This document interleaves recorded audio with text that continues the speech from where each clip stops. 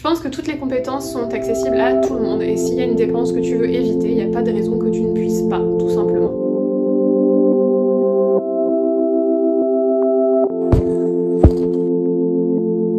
Bonjour à tous, je vous retrouve aujourd'hui dans une vidéo sur les 7 dépenses courantes que moi par contre je n'ai pas du tout. Courantes en tout cas pour n'importe quelle américaine aux États-Unis et sûrement pour beaucoup de femmes dans le monde. Je dis bien femmes parce que quelques-unes de ces dépenses courantes ne concernent que les femmes. Donc est-ce que je pourrais lier ça au minimalisme? Oui bien sûr, ce mode de vie qui consiste en fait à consommer moins, à avoir moins de choses, moins de possessions matérielles. Ça va de pair aussi souvent avec le minimalisme financier qui consiste à dépenser moins tout simplement. Si c'est un sujet qui vous intéresse, n'hésitez pas à aller voir les 2 vidéos que j'ai déjà faites sur le sujet. Mais aujourd'hui on est vraiment sur les dépenses courantes qui sont quand même un peu plus difficiles à éviter pour certaines personnes peut-être. Pour ceux qui me connaissent pas encore, moi c'est Aurore, je suis une Française qui vit aux États-Unis, en Floride, à Miami depuis décembre 2016. Ah bah voilà, tout simplement n'hésitez pas à cliquer sur le bouton rouge s'abonner et à activer les notifications pour ne pas rater les prochaines vidéos. On va donc commencer cette vidéo. C'est parti pour les dépenses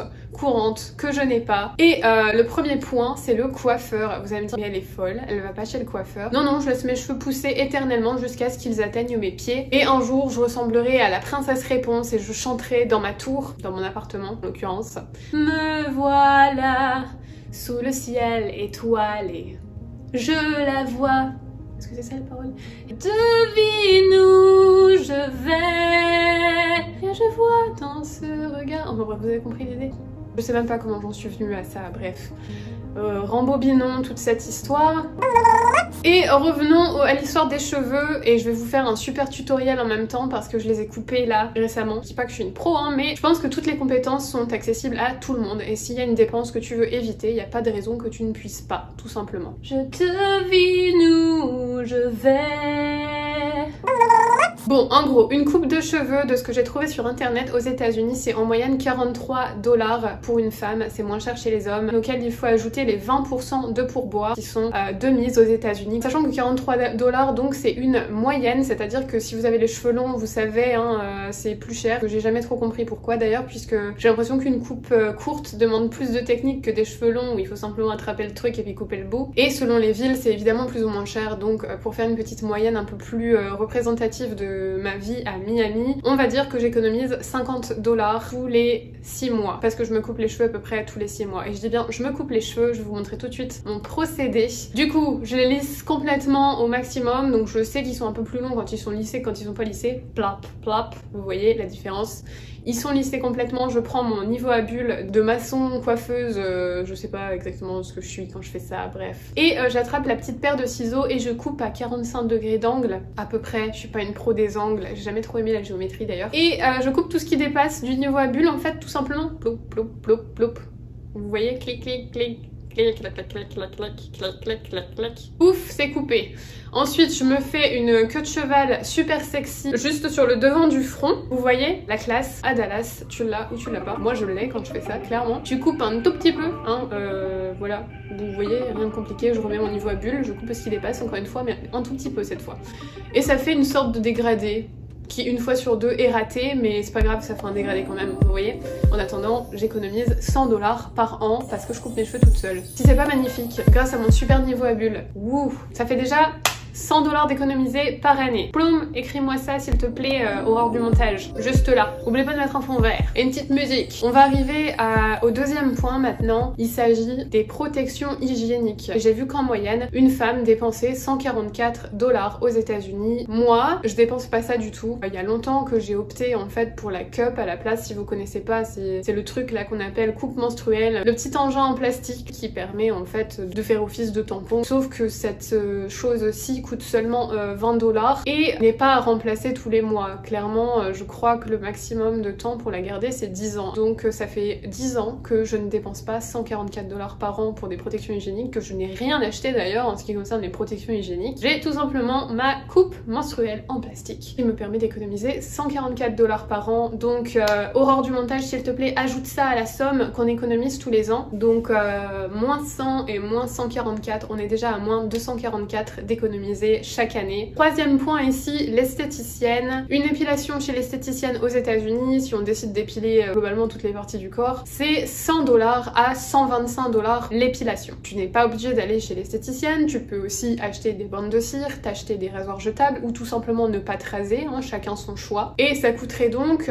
en fait, 1200 $ par an. Je vais mettre 1000 en fait, parce que peut-être que je tirerai pas tous les mois exactement, parce que, alors, en fait, j'utilise un épilateur électrique.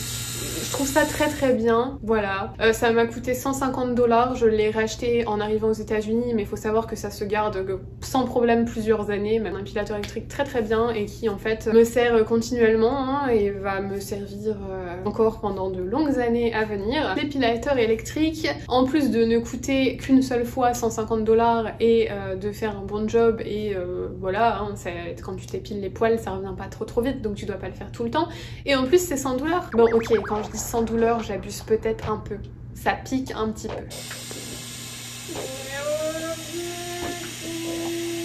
Bon ok, ça brûle presque. Ok, c'est un peu comme passer la scie à métaux sur un métal. Sauf que ça fait pas d'étincelles. Mais tu les sens quand même, les étincelles. Mais voilà quoi, pour moi c'est la solution de l'année, parce qu'en attendant tu payes pas l'esthéticienne. Et c'est cher l'esthéticienne. Et les rasoirs jetables, c'est pas forcément une solution durable. Ça coûte aussi de l'argent sans paraître. Et en plus de ça, après faut les jeter. C'est encore du plastique. Il faut que t'en rachètes encore. À chacun sa solution, je dirais. Hein. Mais là, moins 1000 $ pour l'esthéticienne. Ça commence à chiffrer, hein. On est à combien là moins 100, moins 144, moins 1000, on est à moins 1244. Manucure. Ah bah alors là, attention. C'est une dépense que j'ai absolument jamais eu de ma vie. J'achète pas de vernis et je vais encore moins dans un salon me faire les ongles. Mais c'est un truc que les Américaines adorent faire et comme j'ai dit, les trucs que je dépense pas mais que beaucoup d'Américaines dépensent, que la plupart des Américaines dépensent, et bah je vais l'inclure dans cette vidéo tout simplement. Moi mes ongles ils sont plain. Plain and simple. Je garde même mes cuticules. Non, je rigole, j'ai quand même un coupe-ongle. J'aime la nature simple de mes ongles. Tout simplement. Et je regardais donc sur internet pour aller dans un salon de manucure et faire ses ongles. C'est, en fait, ils disent entre 20 et 50 $, donc je vais faire une moyenne à 35 ici, parce qu'ils disent que ça dépend de ce que tu demandes et du salon là où il se trouve. Donc 35 $ et apparemment c'est à refaire toutes les 2 semaines. Voilà, donc 35 $ toutes les 2 semaines, ça fait 70 $ par mois, 70 x 12. Donc sur l'année, si je décidais de faire une manucure parfaite toute l'année, je dépenserais donc 840 $ pour donc la manucure à ajouter avec tout le reste. Ensuite, prochain point, gel douche et shampoing. Alors j'ai une solution imbattable là pour le gel douche et le shampoing. En fait je me lave jamais. Je me parfume à la place. Non, je rigole complètement là, mais en fait c'est un cliché des Américains sur les Français. Et c'est un vrai cliché, hein. C'est quelque chose qu'on m'a déjà demandé. Alors j'étais limite Pourquoi tu me demandes ça? En fait, c'est vraiment un cliché que les Américains ont sur les Français, que les Français ne se lavent pas, ils se parfument à la place. Alors un cliché qui doit remonter du temps très lointain de nos chers rois de France avant qu'ils se fassent décapiter. D'ailleurs en parlant de clichés des Américains sur les Français, il y en a pas mal, il y en a des très drôles.